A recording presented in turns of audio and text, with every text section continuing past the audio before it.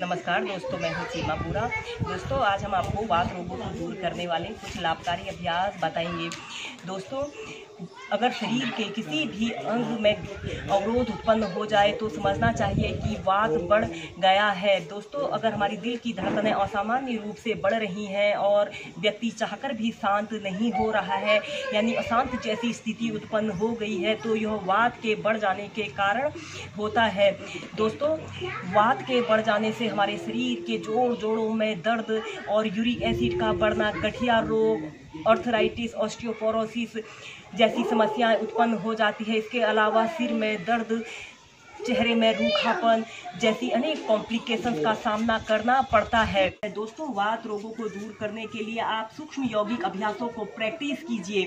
फिर सूक्ष्म यौगिक अभ्यासों को करने के बाद आप इन अभ्यासों को प्रैक्टिस कीजिए। इसमें सबसे पहला अभ्यास हम करेंगे बटरफ्लाई पोज। इसे करने के लिए आपने ऐसे स्टार पोज में ऐसे बैठ जाना है। फिर आपने अपने दोनों पैरों के तलवों को ऐसे आपस में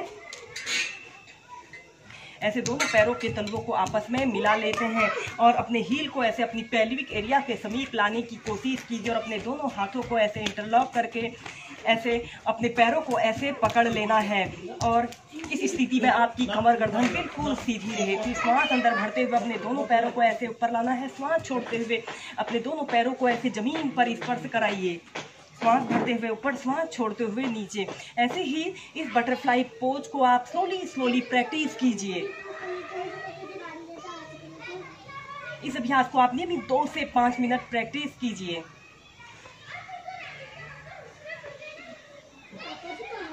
दोस्तों, वात रोगियों को जब भी कोई अभ्यास करें, वह अभ्यास को बहुत ही स्थिरता से और आरामदायक स्थिति में ही प्रैक्टिस करें।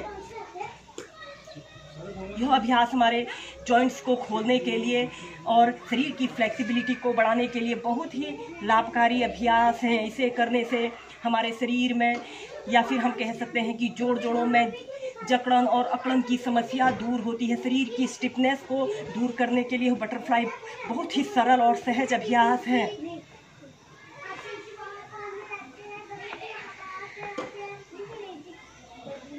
दोस्तों, इसके बाद हम करेंगे, ऐसे करने के लिए आपने ऐसे पीठ के बल सीधे लेट जाना होता है।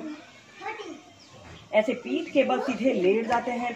फिर आपने अपने दोनों हाथों को ऐसे अपने थाइस के पास ऐसे रख लेते हैं और अपने राइट पैर को ऐसे धीरे ऐसे ऊपर को उठाते हुए ऐसे 90 डिग्री के एंगल में ऐसे लाना है और श्वास छोड़ते हुए अपने पैर को ऐसे नीचे रखना है। श्वास अंदर भरते हुए अपने पैर को ऐसे ऊपर को लाइए, श्वास छोड़ते हुए नीचे। इस स्थिति में आपका दूसरा पैर बिल्कुल सीधा रहे।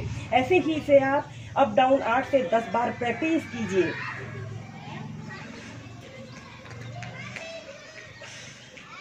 फिर इसी अभ्यास को आप दूसरी साइड से प्रैक्टिस करेंगे। श्वास अंदर भरते हुए अपने पैर को ऐसे 90 डिग्री के एंगल में लाएंगे, श्वास छोड़ते हुए नीचे, श्वास भरते हुए ऐसे ऊपर, श्वास छोड़ते हुए नीचे।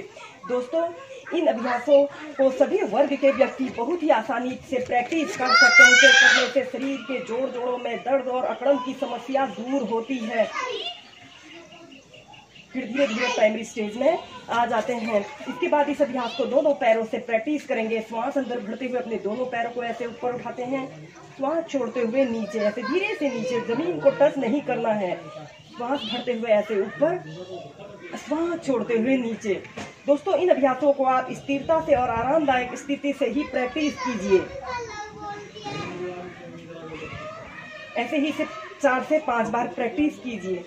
फिर इसके बाद हम नेक्स्ट अभ्यास करेंगे पवन मुक्तासन। इसे करने के लिए भी आपने ऐसे ही पीठ के बल सीधे लेट जाना होता है। अपने दोनों पैरों को ऐसे घुटनों से मोड़ लेते हैं। अपने दोनों हाथों को ऐसे इंटरलॉक करके अपने घुटनों के नीचे से ऐसे लगा लेना है।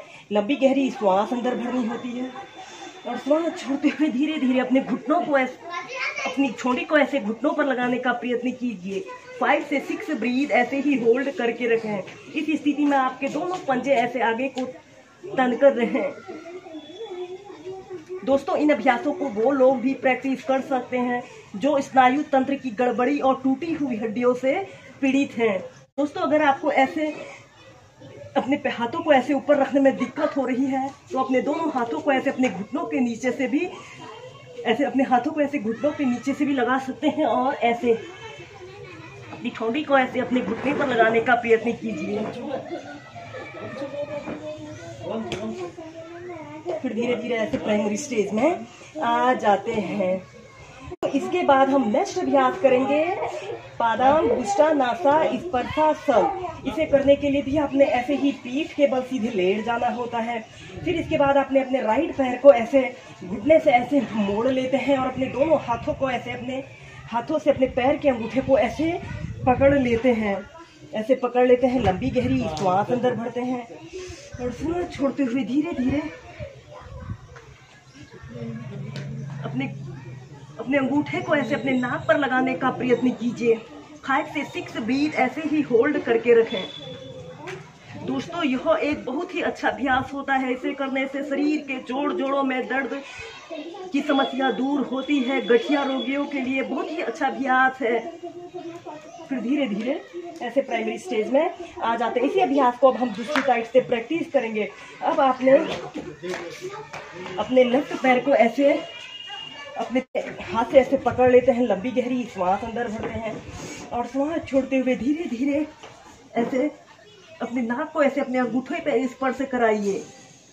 30 सेकंड ऐसे ही होल्ड करके रखें। दोस्तों, इस अभ्यास को करने से हमारे शरीर के एक एक अंग की एक्सरसाइज हो रही है। हमारे सिर से लेकर पैर तक पूरे शरीर में ब्लड सर्कुलेशन काफी अच्छा हो रहा है और यह वात रोगियों के लिए बहुत ही अच्छा और सरल अभ्यास होता है।